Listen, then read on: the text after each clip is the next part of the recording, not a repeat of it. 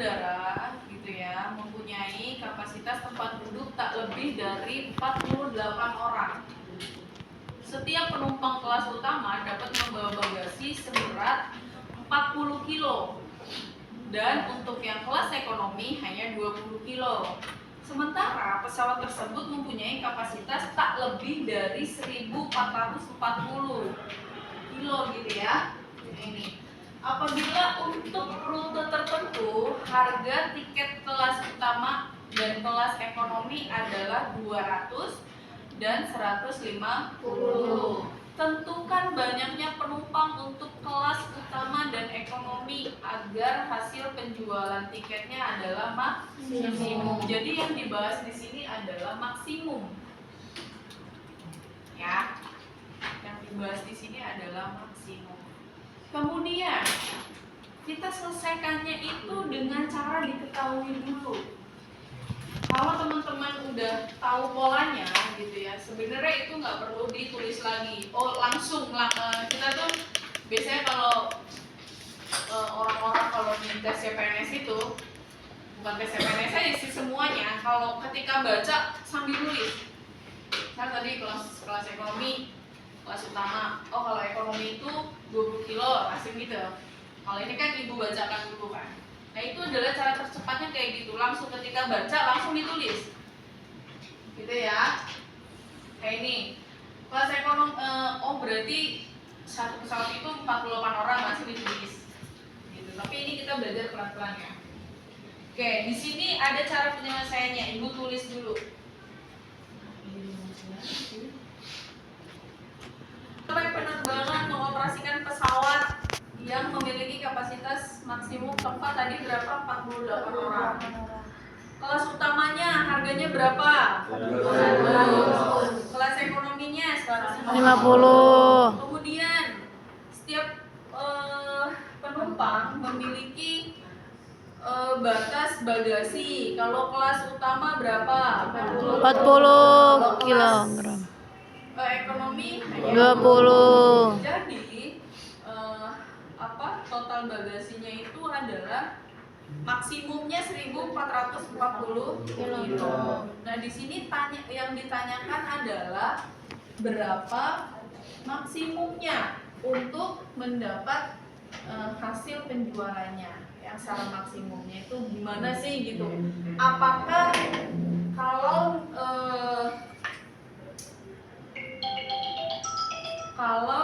penumpangnya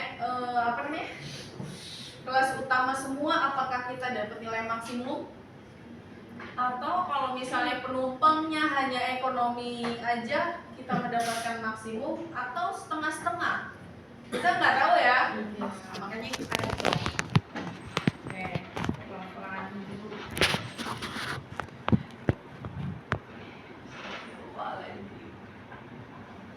Tambah dulu. Oke.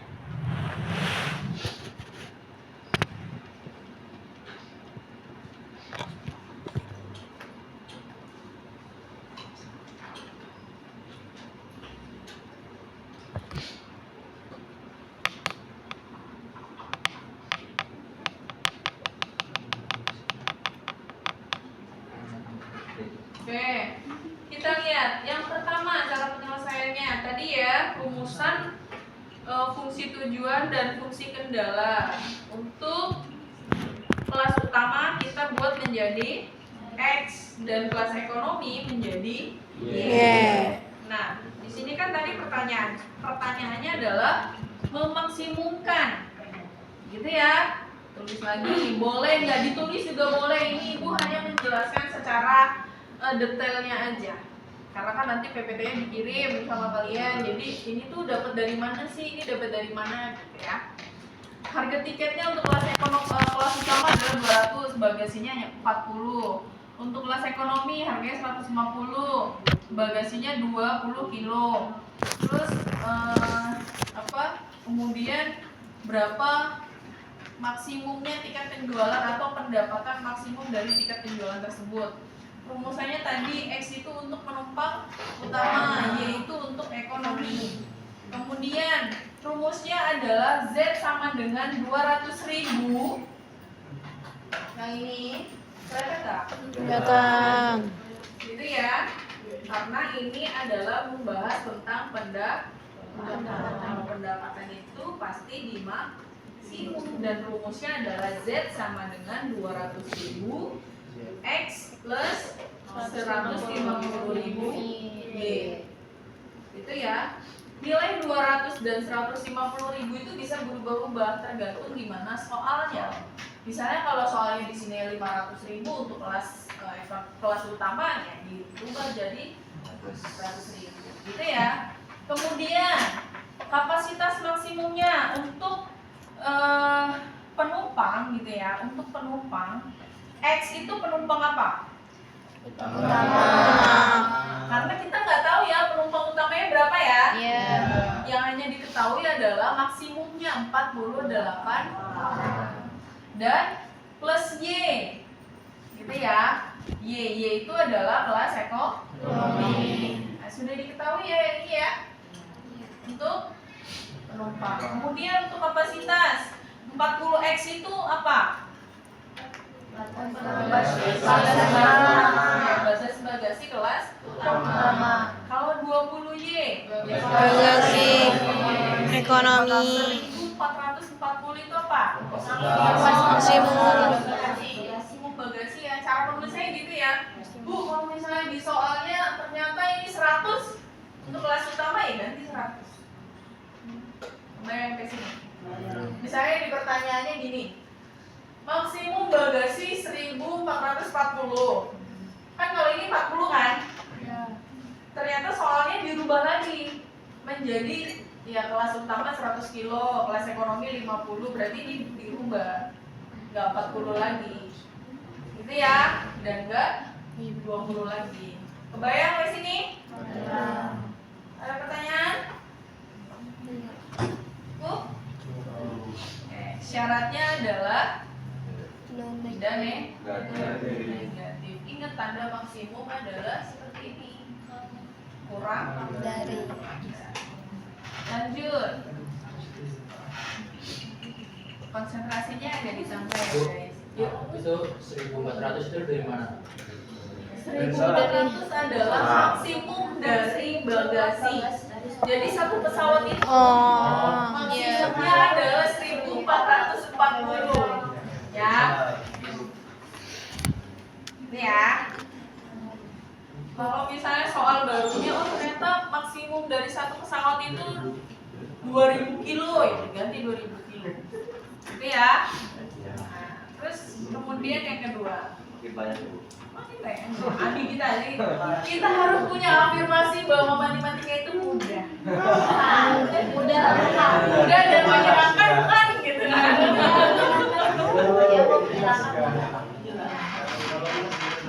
Berapa tadi ini? Ini 1000. lebih kecil atau lebih besar? Menggambar grafik dari masing-masing fungsi kendala. Kemudian kendala ketidaksamaan gimana sih? Menggambar grafik dari masing-masing fungsi kendala. Nah, kendala kemudian dibuat persamaan. Ini ya. Tadi kan kita tulis awal itu X ditambah Y ditambah kurang dari 48. Kita ubah menjadi persamaan. Kalau persamaan itu tandanya adalah sama. Kemudian kalau yang di bawahnya juga sama. Ketika kita membahas tentang ketiga persamaan di sini, kemudian dirubah menjadi persamaan karena ini adalah syarat untuk menyelesaikan sebuah persamaan. Harus ada sama dengannya dulu. Gitu ya. Udah? Nah, kita sebut dengan K1 dan K2 yang di atas. Berarti kalau kita membahas K1 apa? Kita membahas tentang penumpang. Kalau K2 kita membahas tentang bagasi. Gitu ya. Garis untuk K1 Y plus X plus Y sama dengan 48. Titik potong dengan sumbu X. Untuk mencari titik potong sumbu X, kita anggap Y itu adalah 0. Ya. Jadi kalau kita ingin mencari nilai X, berarti Y-nya adalah 0. Kalau kita mencari Y, X-nya adalah 0. Itu ya. Oke. Kebayang ya sampai sini? Mudah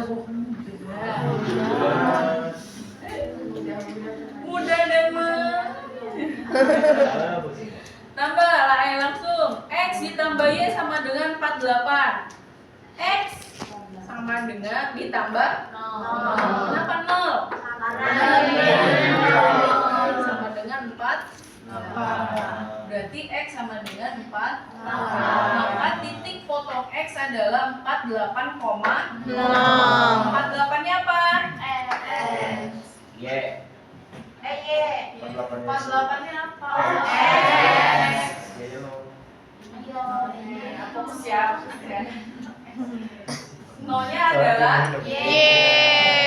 itu ya, karena kalau kita mencari X, Y-nya 0.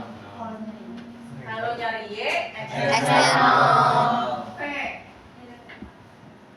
Tapi ini titik potong sumbu Y, maka X-nya adalah 0. X plus Y sama dengan 48. X-nya adalah 0. terus Y-nya adalah 48. Y sama dengan 48. maka titik potong dengan sumbu Y adalah 0,48. 0,48. Kenapa ini 0?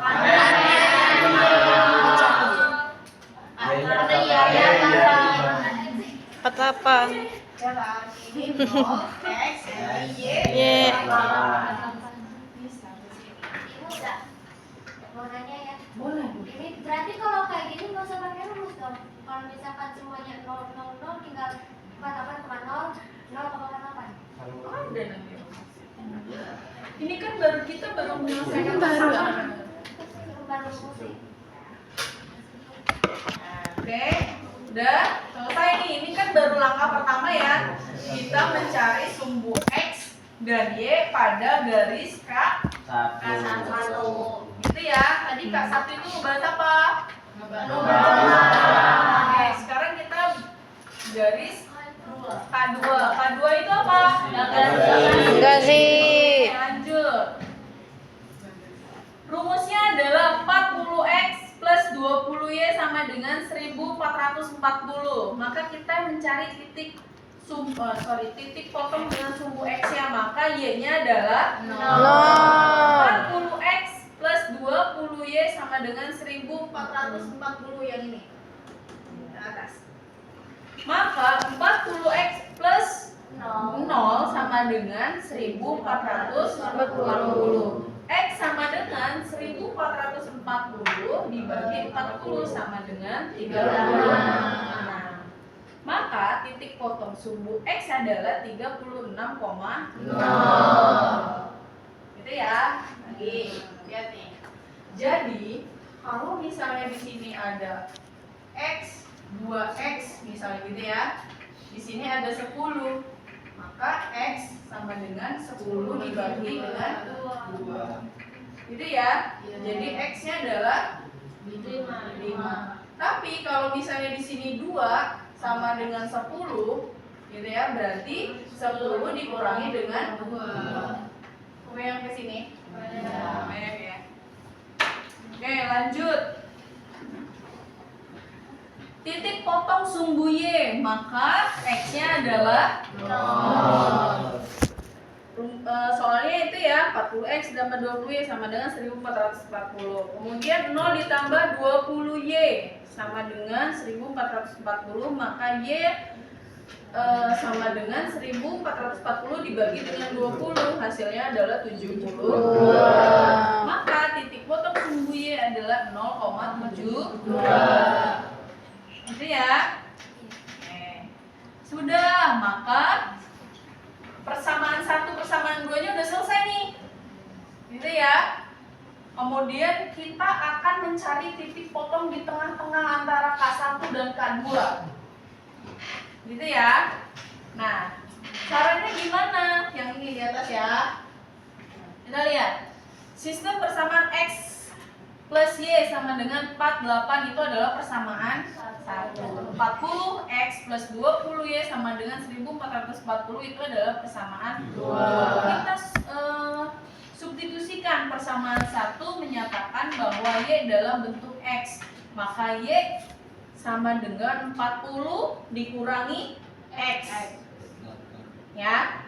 Kenapa 40 dikurangi X? Karena X-nya pindah luas. Gitu ya langkahnya ya. Dari persamaan 1, nyatakan Y dalam bentuk X. Berarti yang kita cari itu pertama adalah Y. X dulu baru Y. Gitu ya. Karena kan langkah di awal pertama yang kita lakukan itu kita mencari X dulu baru Y. Jadi kalau misalnya dari awal kita mencari X ini sampai akhir. Jangan 1, 2, 3 X, langkah keempatnya nyari Y. Nanti bingung. Selesai kan? Kalau dari awal kalian Y dulu ya Y terus sampai bawah. Itu ya. Kemudian 40X plus 20Y sama dengan 1440. 20X plus 20Y berarti Y-nya tinggal dimasukin tuh berapa? 48 dikurangi dengan X sama dengan 1440. 40X plus 960 dikurangi 20X sama dengan 1440. 20X ditambah 960 sama dengan berapa? 1440. 20X sama dengan, nah ini disatukan ya, disatukan 1440 dikurangi dengan 960. Berpindah ruas ya 960 nya, maka dikurang. Hasilnya adalah 20X sama dengan 440 dibagi dengan 20 sama dengan 24. Maka X-nya adalah 24. Kecil banget ya? Oh. Ibu udah 20 kali 960 kali X berarti X. Ibu nggak mau ngajarin nih pelajaran SMA. Samaan mah. SMA saya nggak belajar kayak gitu. Jadi belajarnya apa? Saya nggak belajar. Ya udah tinggal dikalikan aja. 40X-nya kemana Bu? Yang baris 3. Mana? Dikurangi. Kan 20X dikurangi 20, 40X dikurangi 20X. Iya. 40X kan ini disatukan loh. Variabelnya sama kan? Iya. Bisa nggak dikurangin? Bisa. Kalau 20Y bisa nggak dikurangin? Misalnya di sini 20Y bukan 20X, bisa nggak? Bisa. Berhubung ini 20 min 20X, maka bisa dikurangi dengan 40X. Gitu ya. Lanjut. Nanti teman-teman boleh belajar sendiri tentang persamaan. Karena ini kalau kita bahas persamaan lagi dari awal lama lagi kita. Lanjut di bawahnya. Substitusikan kembali ke persamaan 1 untuk mencari Y. Y sama dengan 48 dikurangi X. Wah. Tadi kan X-nya udah dapat ya 24, maka kita substitusikan kembali bahwa Y sama dengan 48 dikurangi X. 48 X-nya adalah 24 yang ini. Nah, sama dengan 24 yang ini ya.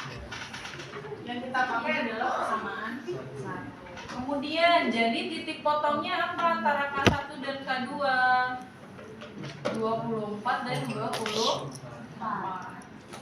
Karena X-nya itu dapat 24 dan Y-nya itu dapat 24. Maka kita simpulkan kendala 1 atau K1 dengan soal X ditambah Y plus sama dengan 48, maka titik potong sumbu X-nya adalah 48,0. Sumbu Y-nya adalah 0,4. Untuk titik potong kendala 2 yang soalnya 40X ditambah 20Y sama dengan 1440, maka titik potong X-nya adalah 36,0, kemudian titik Y-nya adalah 0,72. Jadi titik potong antara garis K1 dan K2 itu adalah 24,24. Maka ini disebut dengan titik B. Kenapa titik B? Karena dia tengah-tengah perhitungan antara K1 dan K2. Langsung kita buat grafiknya. Baru panah ya udah. Benar ya? Tadi Y itu apa? Yaitu Ekonomi apa? ekonomi. Kelas ekonomi. Y itu adalah kelas Ekonomi. Astaga. Ya. X itu adalah Kelas utama. ini 0,48 ini dari Y. Kita cari X-nya dulu. X-nya itu adalah 0,48,0. Maka kita tulis tuh, kita tarik sini. Untuk K1. Nah, Y-nya berapa? 0,48. Kalau dia ditarik 0,48 itu di sini titiknya tinggal ditarik. K1. Gitu ya. Kemudian kita nyari kendala 2 berarti K2. K2 X-nya berapa? 36. Kita tarik X di sini. Berarti kita tarik 36. Di sini titiknya. Apa pakai penggaris boleh atau dikira-kira juga gitu boleh. Terus Y-nya berapa? Y-nya 72. Maka kita tarik. Y-nya kan di sini. Kita tarik. Y-nya 0,72. Kemudian titik B-nya. Titik B itu adalah titik potong antara garis X dan Y K1, X dan Y K2. Ternyata dapatnya adalah 24. Berarti di tengah-tengah sini ya, sama-sama mendapat nilai 24. Maka ini adalah titik B. Nah, kemudian kita arsir. Gitu ya. Ini adalah nilai atau daerah yang layak. Kalau kita mau membahas maksimum, maka garisnya itu ke bawah. Tapi kalau kita mau bahas tentang minimum, garisnya ke atas. 24,4 tuh di mana? Oke. Layaknya itu ke atas. Oh yang itu ya. Ya. Boleh sebagai penanda aja. Gitu ya. Mau kamu warnai juga boleh, mau kamu titik gitu juga boleh. Itu menandakan bahwa itu adalah daerah layak. Itu ya cara menggambarnya ya. Bisa lah gambar grafik mah, ya kan? Nah ini kita bahas tentang minimum. 0,48. Titik B-nya adalah 24,24. Titik C-nya adalah 36,0. Titik ini merupakan kandidat solusi optimal karena terletak di atas wilayah yang memenuhi semua kendala. Tadi fungsi tujuan itu adalah Z sama dengan 200.000 X plus 150.000 Y. Maka kita tinggal masukin 0,48 dikali dengan sebelahnya. 0 dikali dengan 200. Hasilnya berapa? 48 dikali dengan 150. Atau ditulis kayak gini juga boleh. Maka hasilnya adalah 7.200. 24,24. 200 dikali 24, 150 dikali 24. Jadi nilai 24 dan 24 itu dari sini. 0 ini dari sini. 48 ini dari sini. 36 ini dari mana? Dari sini. C atau nilai X-nya. Maka ini berapa? 150 dikali 0 ini dari di sini nilai C. Nah, setelah itu maka nilai mana yang lebih besar? Yang kedua dengan apa? Ekonomi 24 sama 24. Oke. Terus D ya. Maka pendapatan maksimumnya adalah 8.400.000. Ternyata kalau semuanya nih penumpangnya ekonomi, kita nggak dapat nilai maksimumnya. Atau kalau penumpangnya semuanya eksekutif, ternyata kita nggak bisa dapat nilai maksimumnya. Pernah nggak kita kalau beli tiket pesawat H-2 misalnya ya, harga tiketnya lebih mahal? Pernah kayak gitu? Belum pernah naik pesawat. Aduh, maaf. Sorry. Ya udah Ibu, kalau tiket kereta tuh segitu-gitu aja harganya. Bu serius kayaknya ya. Oke, pengalaman Ibu nih. Jadi kita kalau beli tiket pesawat, biasanya Ibu kalau mudik ke Medan itu beli tiket pesawatnya tuh hamin 6 bulan. Jauh banget. Nggak pakai paspor. Kan kita dari Indonesia. Kecuali kita ke Malaysia baru pakai paspor.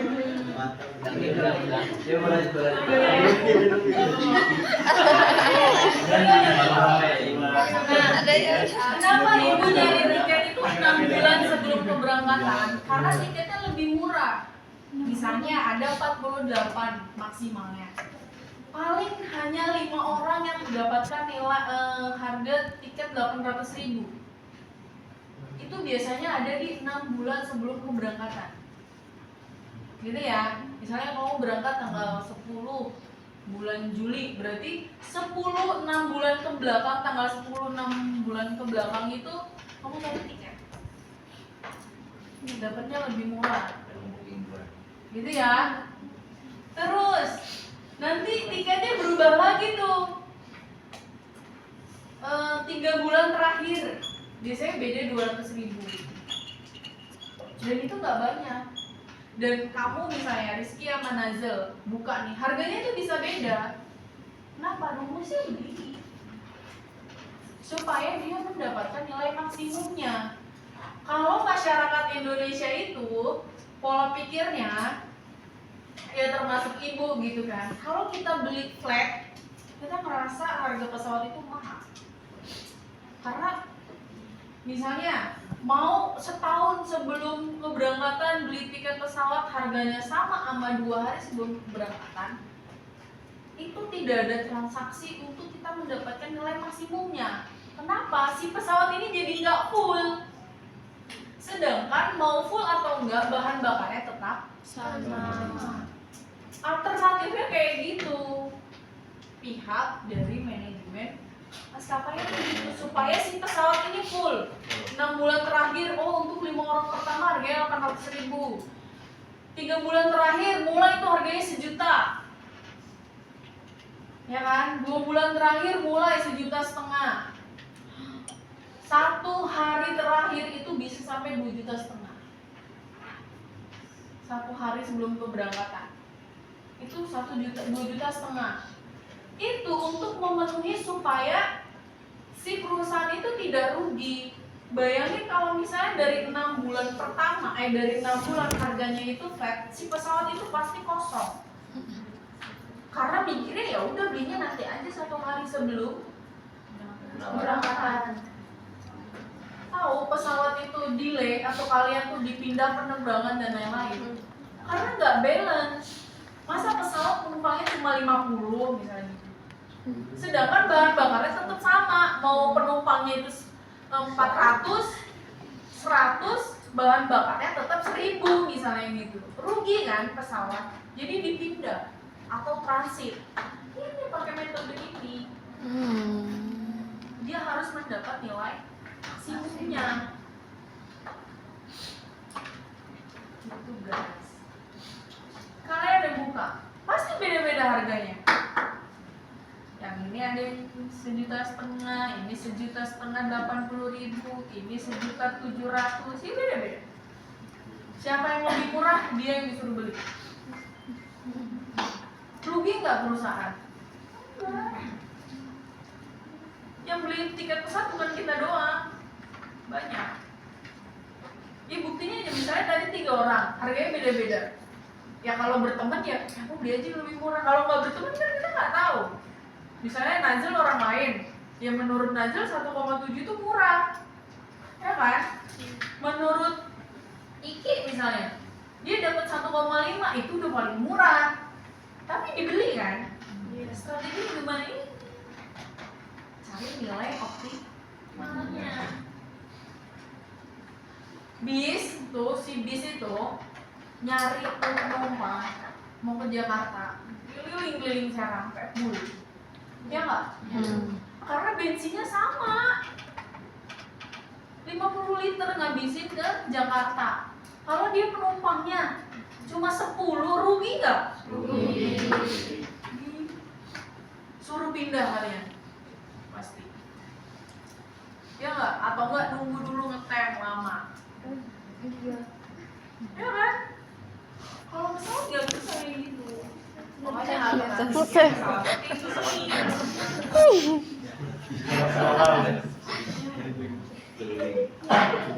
Kenapa tiket pesawat ke luar negeri itu mahal? Apa ini? Biar masyarakat semua ke luar negeri sana.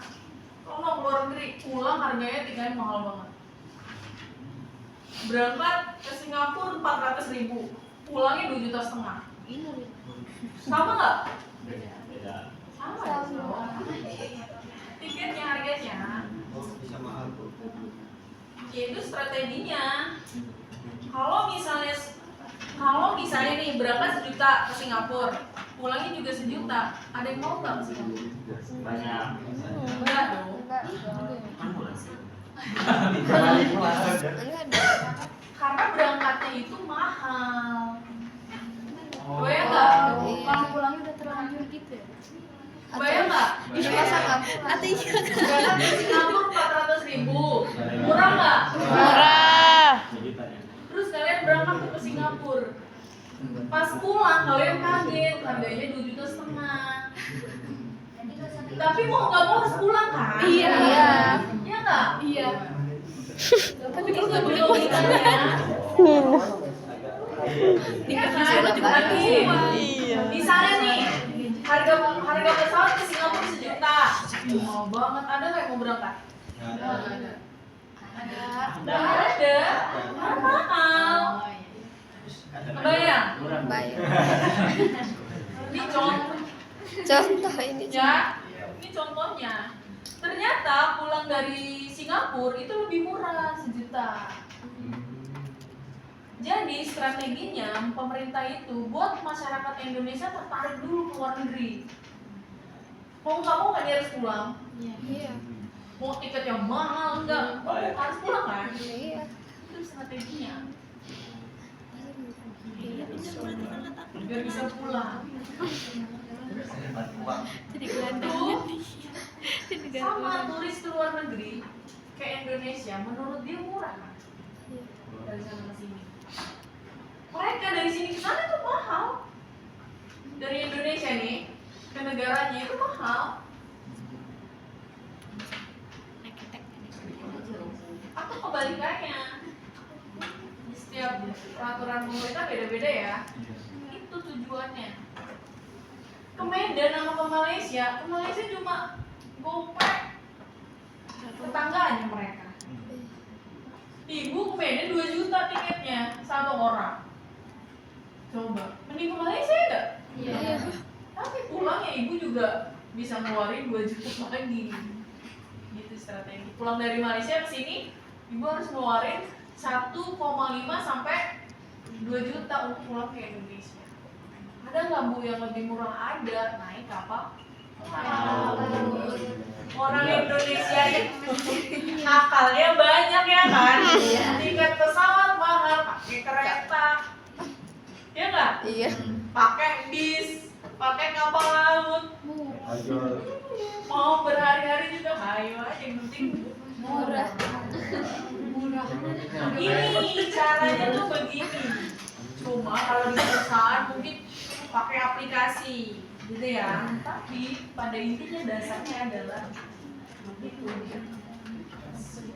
Kalau bis Damri itu 140.000 itu nggak akan berubah kecuali ya bensin naik apa itu udah pasti berubah. Tapi kalau Damri mau dari Merak, mau dari Serang, mau dari Tangerang, karena rutenya adalah Merak ke Soekarno itu eksekutif, jadi tetap 140.000.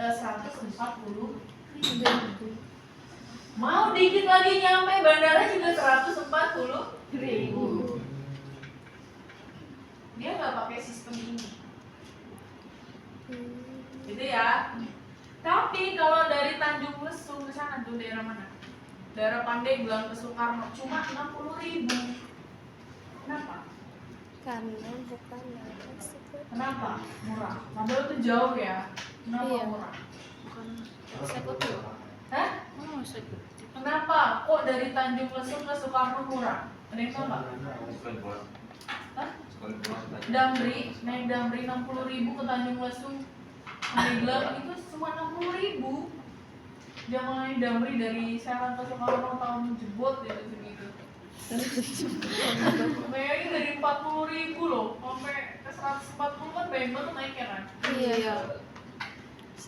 Karena dari Tanjung Lesung itu minat naik bis ke Soekarno itu sedikit. Makanya dia bis-bis yang kecil itu tuh apa namanya? Travel ya, yang buat travel. Bisa kayak gitu. Murni. Kecil ya, yang buat Bisa-bisa ada si Murni wih arana. ya itulah. Paling 16 orang gitu. Karena mereka ingin kesadaran kalau ke Jakarta itu naik rata-rata naik ke kereta. Rangkas deket doangnya itu gitu kan. 3.000 lagi.